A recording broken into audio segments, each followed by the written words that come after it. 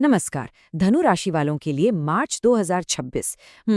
ये सिर्फ कैलेंडर का एक पन्ना नहीं है, इसे समझिए एक निमंत्रण, एक आंतरिक यात्रा का निमंत्रण।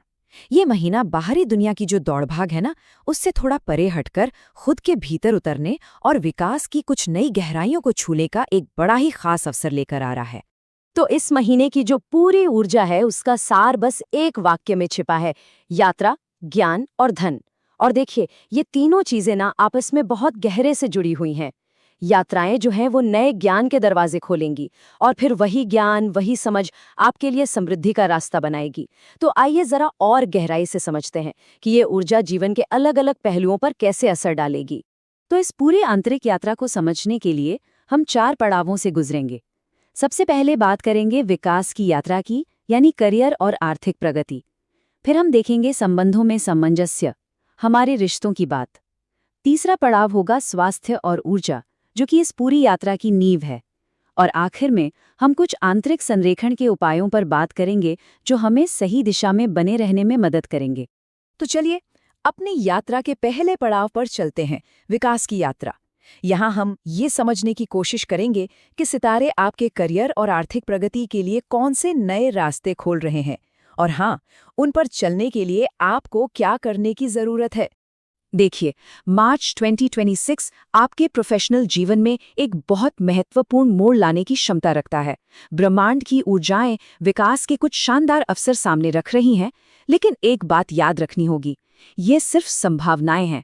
इन्हें हकीकत में बदलना पूरी तरह से आपके संकल्प और आपके प्रयासों पर निर्भर करेगा। अब ये जो विकास है, ये कई अलग अलग रास्तों से आपके जीवन में आ सकता है।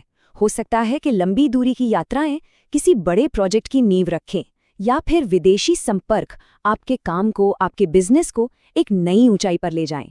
जो लोग नई नौकरी की तलाश में हैं, उन्हें भी सफलता मिल सकती है। स्टूडेंट्स के लिए तो ये हायर एजुकेशन के लिए बहुत ही अच्छा समय है। और हाँ, इस सफर में अपने गुरुओं का, अपने शिक्षकों का मार्गदर्शन जरूर लें, वो बहुत काम आएगा। अच्छा, करियर की प्रगति के साथ साथ अपनी आर्थिक स्थिति पर ध्यान देना भी उतना ही जरूरी है ना?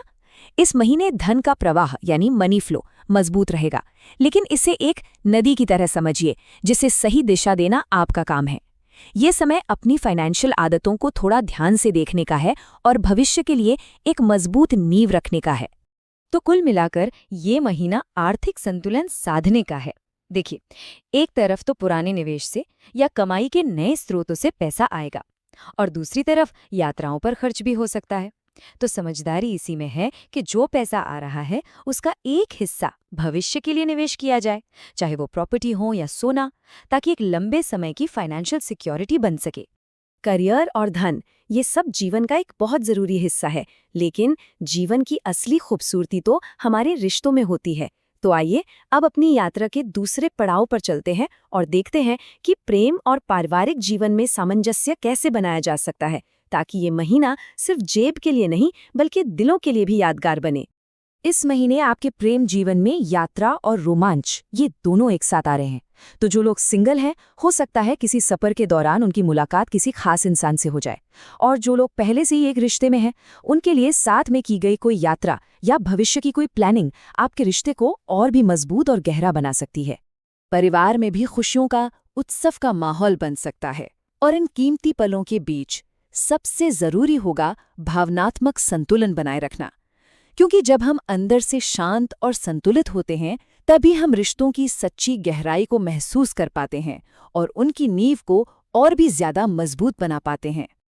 अब देखिए, इस महीने के हर अवसर का पूरा फायदा उठाने के लिए, चाहे वो करियर में हो या रिश्तों में, एक चीज सबसे ज्यादा जरूरी है, और वो है आपकी ऊर्जा, आपकी एनर्जी।